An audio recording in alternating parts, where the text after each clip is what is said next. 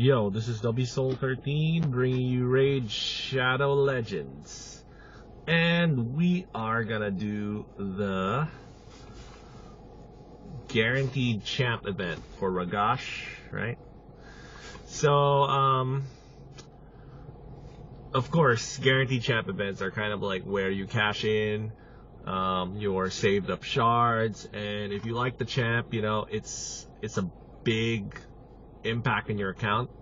So far, the best ones have been from sacred shards this year. We're talking Weethier, Kyoku, Sisha, you know, 15, 15, 12. Those are amazing champs to get for that amount of sacred shards, honestly, even though it's so hard to save up sacred shards past 10, especially if when you're starting out and you're just hitting Nightmare Clan boss, you know. I'm hoping the people that got Helicath last month, they'll be able to rack up some more sacreds because they'll be hitting Ultra Nightmare Clan boss now, right? So, what's the deal here? Well, let's look at Ragash first, and I'll give you my straight opinion on him, right? So whenever we do things like this, I think this might also be a good time to kind of like recap the new game plus thing that I've been doing. So whenever something like this happens, especially for the ancient shards, right? Because I think ancient shards are where the champs are a lot more accessible to the F2P low spender community, and it's been really hit or miss. That's just the honest reality of it. So I think one of the best ones they did for ancients was Lady Kimmy, and then the second best one would probably be Vizier, I think.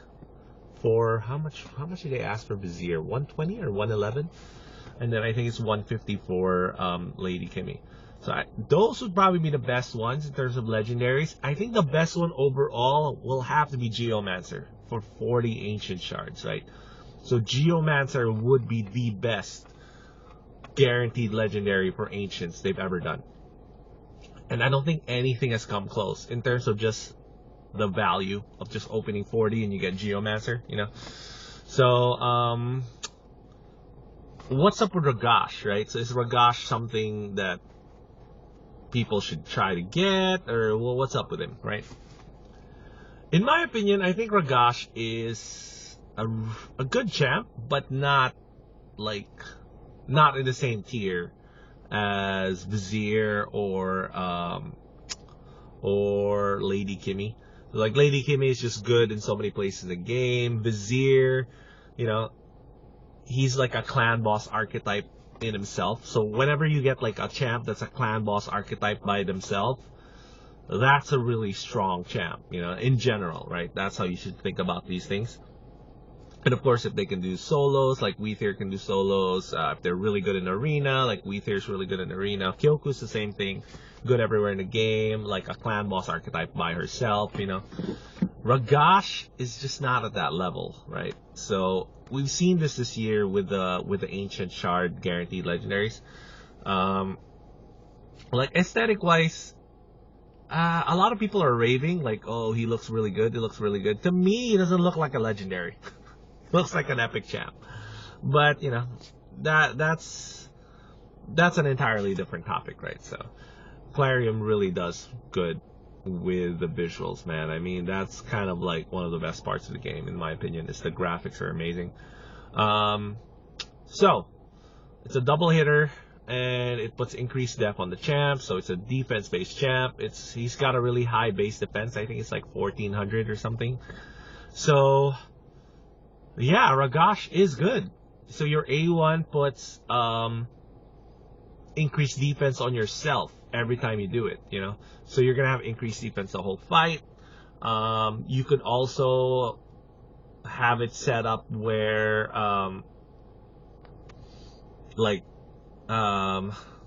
can you have it set up where Ragash has a little bit more buffs to have him high res for Hydra Boss? Maybe. I'm not quite sure about that one. I don't think so. Maybe not. So this AoE decreased defense is a 3-turn cooldown, books down to 100%. He places the AoE decreased defense first, and then attack. So like it says right here, before attacking. So that places before attacking, it's a big deal because that means that part won't weak hit. The stun will weak hit because it places after attacking. So if you weak hit during the attack, your stun may not go off, which is kind of unfortunate. Like, you know, if this stun was like there before, right? So you do a decreased defense lockdown, and then whatever. If you weak hit, you weak hit. Doesn't really matter because you've hedged your bets already, right? But you know, it's fine. It hits pretty hard. So I've seen the multipliers. It hits hard. So that's kind of like, he is a defense-based nuker. And the problem with defense-based nuker in Arena is it's hard to find a 30 meter boost that has increased defense in it. So that's kind of like the tricky part of running a defense-based nuker in Arena. But you know, people have done it. They made it work. It's not a big deal at all. I think Ragash is really good, but he's not an S tier champ, right? And then the next one is it's a 4-turn cooldown. Unfortunately, it's increased speed and strengthen. So is there a comp somewhere, like a clan boss tune, right, where Ragash can go 4-3, and then I'm not sure about the rest of the team. Maybe the rest of the team can go 1-1, and then you can build them really slow because you have increased speed. Is there a clan boss comp there that does that? You're gonna have strengthen for the slams, and then you're gonna have perfect veil on Ragash, obviously. But then you'll also have increased speed for a chunk of the fight, which means you can build your champs a lot slower than 170. What is it? 171 and 175 or anything, or 171 and 176 to keep them 1-1 for Ultra Nightmare Clan Boss. So there, I'm not sure. I really am not sure there. Maybe there is a slow Ragash tune for Clan Boss. Like Ragash is the only. I personally hate trying to come up with Clan Boss tunes, like speed tunes, you know, because it's just one of the pieces of content that isn't really like clicking in my head in terms of like making it work on a speed tune, on the speed tune calculator. So a lot of my team, that's actually one of the reasons why my preferred approach is just to go 1-1. So that kind of like, because one, it's easier to set it up on auto. So I just go battle, click, auto, boom, I'm done. You know, it's more like a convenience thing as well. But I do understand that, let's say you don't really have any other options at Clan Boss and you get Ragash, whether lucky pull or you do this, most likely from a lucky pull though, right? If you have terrible options at Clan Boss, very small chance you're gonna have the 150 Ancients right now, unless you bought it, of course. So is that a thing? It's kind of a hard sell for me to use him as a Clan Boss champ because we just had Helicat last month, right? So that's kind of like a big downside, is we just had Helicat last month. This isn't really a Helicat champ, you know. This doesn't pair well with an unkillable comp. What is this? And then you get the stealth, which is like a 20% more damage against targets with lower death than you. Obviously, you're defense champ, so you're gonna have higher death than most champs in Arena. And then you get the shield or hide your nuker. So Ragash actually could work really well in like a control team with 2 nukers, you know, because he ends up being your second nuker plus your decreased defense champ. So you can go like boost, control, and then Ragash, 3rd meter Ragash could play stun and decrease defense, right, and hits hard while protecting your nuker at the same time, right? And then your nuker can be really, really slow and go last, right? So you could do a thing where there's 3 of them speed tuned, you know. You're gonna go your speed booster and then your control champ and then Ragash are all speed tuned and they go off consecutively, right? And then Ragash will protect your nuker, and nuker can go last, however, whatever order you want the nuker to go. It doesn't really matter at that point. That's really good because it can hedge against the control not hitting. So sometimes in arena the control won't hit, right? So that's one of the downsides of the control team just going 1-2 on their speed tune. They go speed booster to control and then that's it. They don't speed tune the rest because you're banking on the control to stick. Sometimes the control won't stick, you know. And this is like a good hedge against that because you protect your nuker if the control doesn't stick. You know, is it worth 150 ancient shards for that little super niche thing you can do with Ragash? I'm not sure. I feel like no. And you know, he doesn't, even though he is a Fire Knight champ because of the double hitter on A1, he's not really a Fire Knight champ because he doesn't bring decreased turn meter or decreased speed. He does bring increased speed, but a lot of people, the increased spot for Fire Knight is pretty much taken by Haikatun at first, Apothecary later on, and then Ultra Endgame, usually it's Lydia taking up that increased speed spot for your Fire Knight teams. So yeah, I don't know where he fits exactly there. So it's kind of like the awkwardness a little bit. For me personally, I'm picking up for my personal collection, and then I want to cash in my ancient shards because I have a lot of them. And like when you get to a certain point in the game, like ancient shards are just so easy to accumulate. I mean, seriously, I could have done candy. If I did candy, I would have a lot less ancient shards. Obviously, I had 50, and then I would probably miss out on Ragash. So candy, okay, let's take that back a little bit. So they did do a really, really good guaranteed champ this year, right? So it was candy, and for a lot of people, I think candy was the better buy than Ragash for sure. And if you're just looking for like a nuker champ, candy is better in my opinion.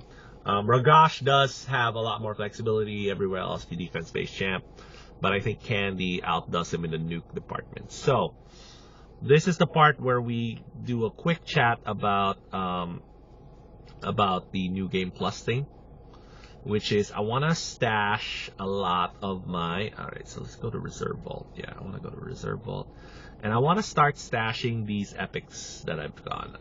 So I want to quickly scroll through the types of epics that you're going to get if you're just going to play strictly through fusion events and you don't open anywhere else. Strictly through fusion and guaranteed events, right? So this is kind of like the top end of that because I played almost every guaranteed event for the past 6 months, and I played every fusion event for the past 6 months, right? So Drang is the last one. So I'm going to cap it off here because I'm going to restart with Drang. So it's just going to, I'm just going to go back on my videos, look through which epic chaps I got and whatever, and put them back.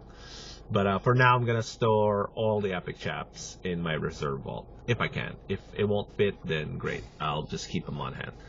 So, Tanix actually is a free champ, so login champ. That's great. This Mausoleum Mage, I don't think I pulled a Mausoleum Mage, right? I did pull a Madame Ceres, I think. Right, so these are all pulls right here. Tayrel, Demitha was a pull. So like, there you go. These champs right here, you could run an unkillable team if you get lucky with your void shards, and the luck will come even if you're not strictly opening only in 2x.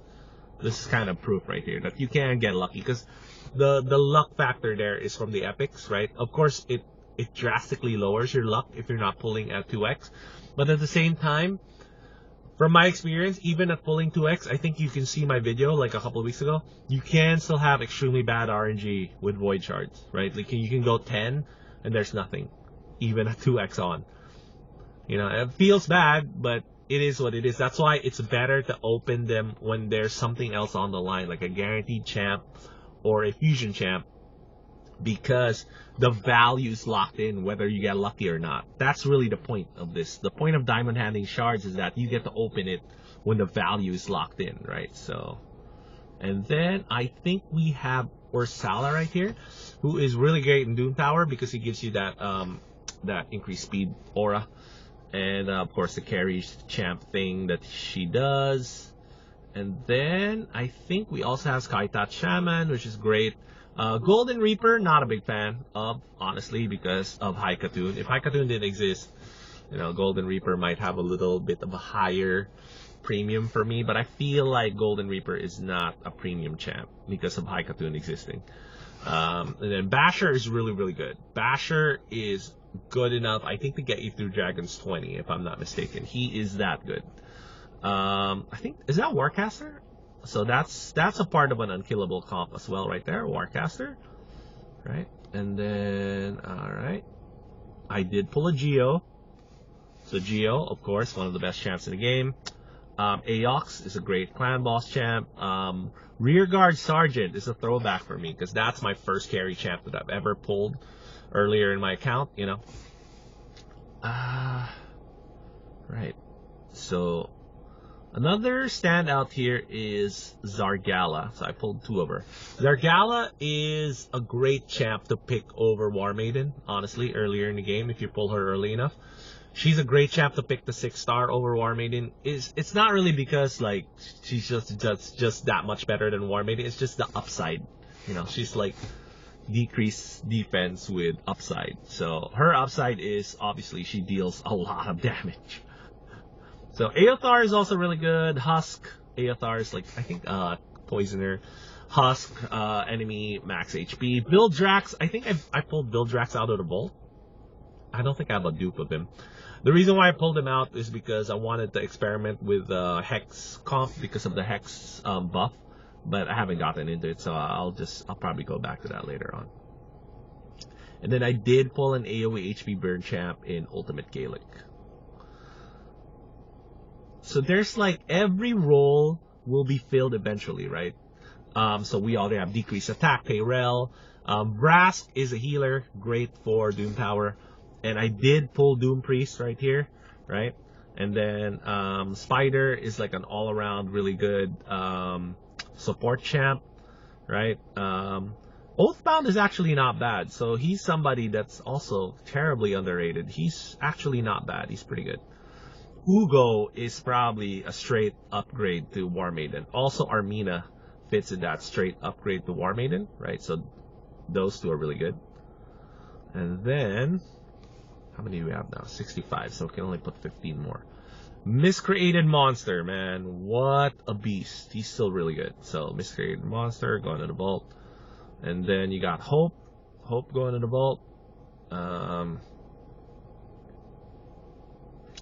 Yeah, Miscreated Monster is definitely better than Hope, though, of course. Seeker, also Clan Boss archetype by himself, so that's pretty good. And what are we doing here?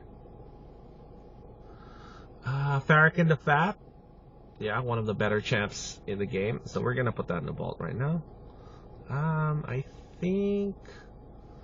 do I want to remove or destroy?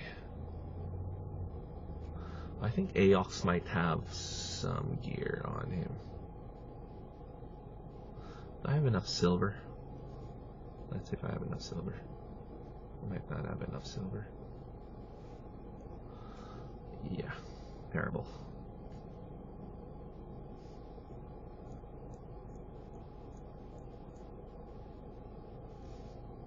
Anyways, let's see what we got. So, Fane obviously is really, really good. Grush is a champ, like a login champ.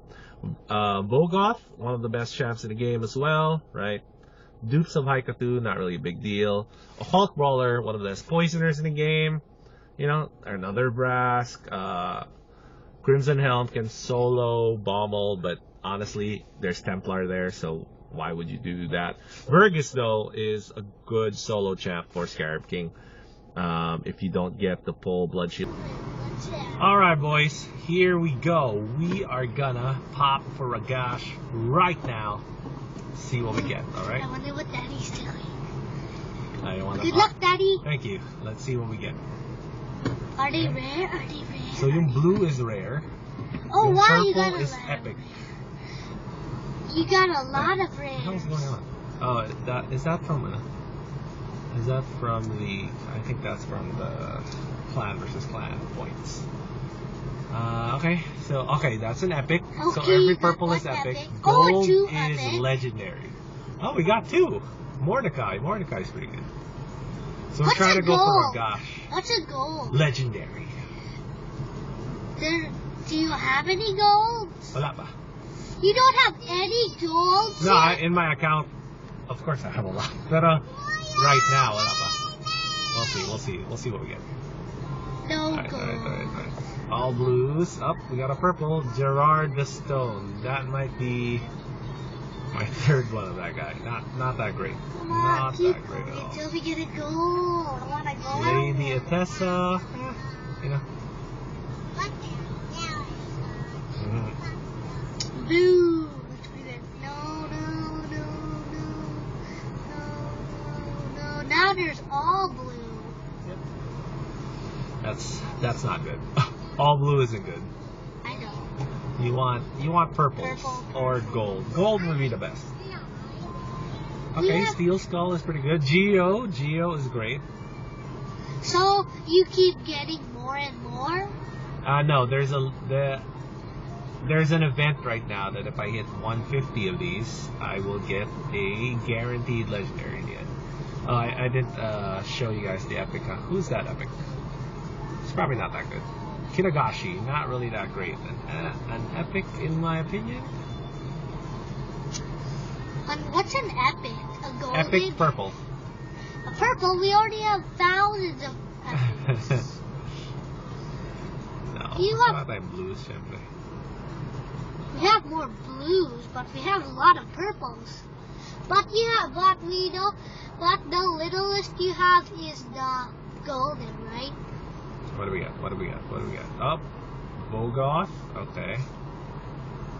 So we're trying to go for a guaranteed legendary. Captain Tamila. See, Bogoth is actually pretty good. Lady Quillen. Why do you keep Two of her. skipping all of them and then not picking them? No, I've already picked them up. Once you see their face, that means you pick them up. Skull Crusher, definitely. If you're like earlier in the game and you pull a Skull Crusher, man, what a great pull. That's like What's a skull crusher do? he has a very special game mechanic that only he can do, and another couple of legendaries, and here we have A golden! Ragash. That's our guaranteed. So that means we're deep into Mercy because it's like 150 plus. Yes, my baby girl. We're gonna go right now. Okay? Bye-bye. Anyways, you already know what to think about Ragash. See y'all next time.